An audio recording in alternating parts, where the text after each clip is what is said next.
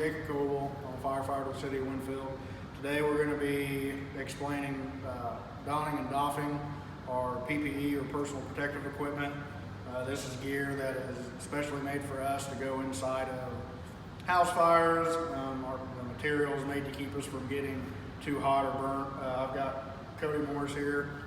He's a firefighter as well here at the City of Winfield, and he's going to demonstrate piece by piece the gear in the order that we put it on, and then I'll explain it a little bit as we go here. I want you to see first that Cody looks just like a normal person before he puts his gear on. To some kids we may be scary looking after we do put all of our gear on, but the number one thing is we do not want kids or even adults to be scared of us if you are ever trapped inside of a house fire, and we are coming to look for you, because this is the gear that's going to protect us while we help search for any type of victim.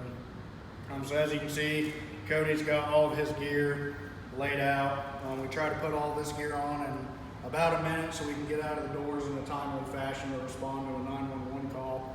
As you can see, Cody's already got his boots set in his pants, so instead of putting his pants on one leg at a time, Cody can actually put them on two legs at a time and puts his suspenders on as well. It's got a special type of material in here that kind of protects as a heat shield, like I said, so our legs don't get hot as well. And we've got steel-toed boots. He's got his head laid out in front of him as well. So Cody, if you want to go ahead and just start putting your gear on piece by piece here.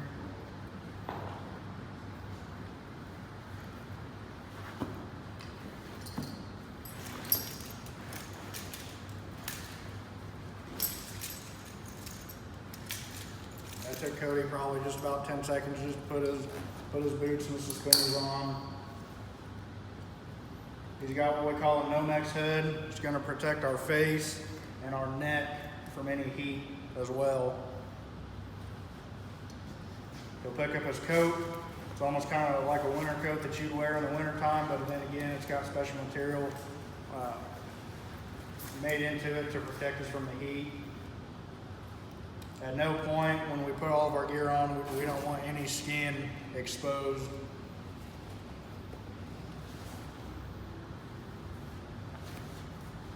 Cody now put his mask on. This is eventually going to hook into a regulator off of our Scott packs.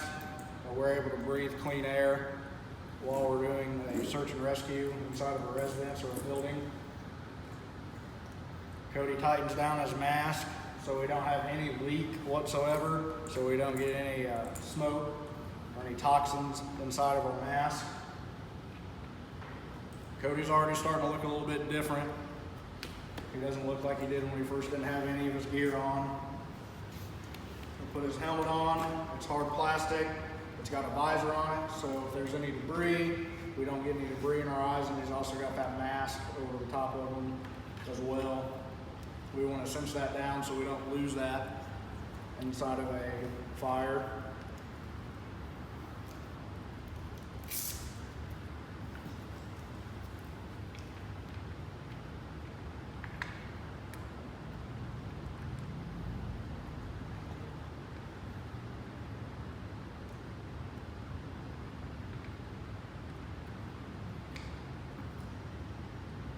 Straps can be kind of finicky here at times.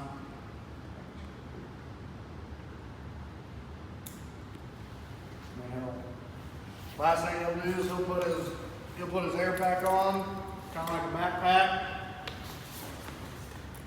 He'll tighten that down.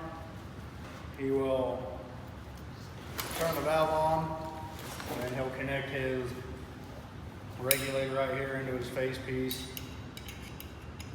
We'll have Cody, you'll get to listen to Cody breathe, kind of what it sounds like. At times, it can be hard to communicate with one another. We have to make sure to talk loud and clearly to either one another or on our radios. He's got a speakeasy right here, so it's able to amplify his voice so we don't have to yell as much, or shouldn't have to anyways. So you can listen to Cody breathe here. That bottle that's on his pack lasts about 45 minutes, depending on how fast he's breathing or how hard he's working. That alarm you just heard, There's a pass alarm.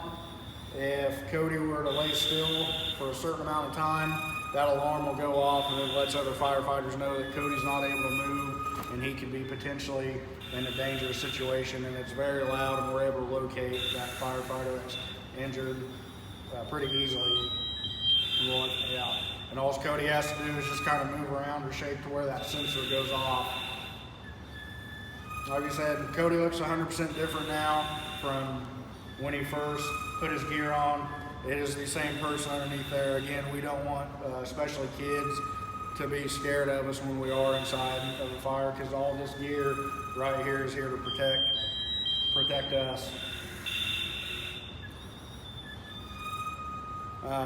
And then he would take his gear off in just the reverse order that he put it on.